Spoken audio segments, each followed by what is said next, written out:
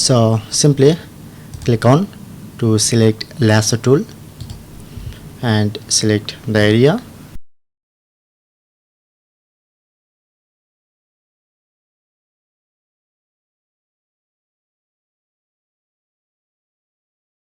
Okay, click on select and mask.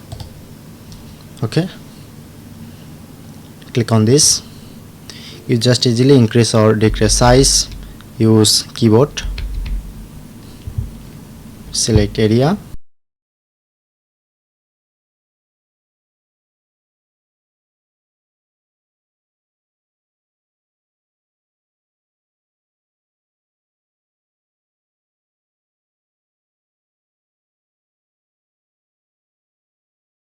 Look at the right side.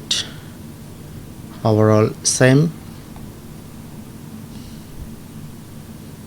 Okay, click on new layer with layer mask.